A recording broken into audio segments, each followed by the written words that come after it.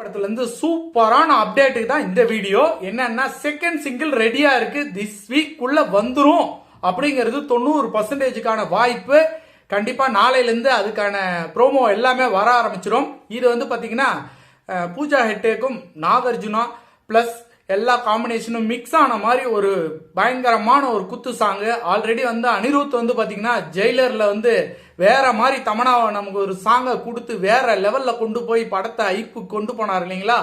அந்த அளவுக்கு இந்த தடவை பயங்கரமா ரசிகர்கள் வந்து எதிர்பார்க்கறாங்க பூஜா கிட்ட இருந்து. அதுக்கு அனிருத் என்ன சம்பவம் செஞ்சு வச்சிருக்காரு, இந்த பாட்டுக்கு எந்த அளவுக்கு இருக்கும் அப்படிங்கிறது ரசிகர்கள் மத்திய மிகப்பெரிய எதிர்பார்ப்பு கிளம்பி இருக்கு. அனிருத்தை பத்தி சொல்லவே வேணாம். அனிருத் வந்து வேற மாதிரி சம்பவத்தை பாட்டுக்குள்ள செஞ்சு வச்சிருப்பாரு. வேற மாதிரி ஒரு பர்ஃபார்மன்ஸ் வந்து நமக்காக காத்துக்கிட்டு இருக்கு, அது வேணா கேரண்டி. ஆல்ரெடி வந்து பாத்தீங்கன்னா கூலி வேற லெவல் வந்து பாத்தீங்கன்னா பிசினஸ் வந்து வேற மாதிரி ஒரு பிசினஸ் வந்து போயிட்டு இருக்கு. இந்த வேற மாதிரி பிசினஸ் கிட்டத்தட்ட இப்போ 250 கோடி பக்கம் உள்ள வந்துருச்சு.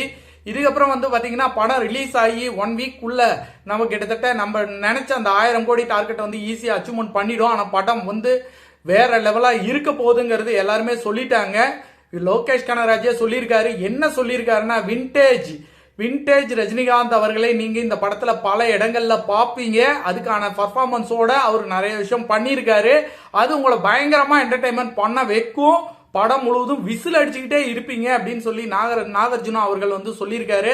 அவர் எவ்வளவு பெரிய சூப்பர் ஸ்டார் தெரியுங்களா. இருந்தாலும் அவர் இந்த படத்தில் நடிச்சு அவரே வந்து வேற லெவல் வந்து எக்ஸைட்மெண்ட்டா வந்து சொல்லியிருக்காரு. அப்படின்னா இது வேற மாதிரி ஒரு பர்ஃபார்மன்ஸ் இந்த படத்துக்குள்ள இருக்கு. அதனாலதான் இந்த படம் வந்து 1000 கோடி பிசினஸ் அடிக்குங்கிறது நம்ம சொல்லிட்டு இருக்கோம். சிங்கிள் 2 வரட்டும், எல்லாரையும் கதற விடட்டும். அதுக்கப்புறம் நம்ம மறுபடியும் அதை ரிவ்யூ எடுத்து வீடியோ போடுவோம். கதறவங்களாம் கதறுங்கப்பா.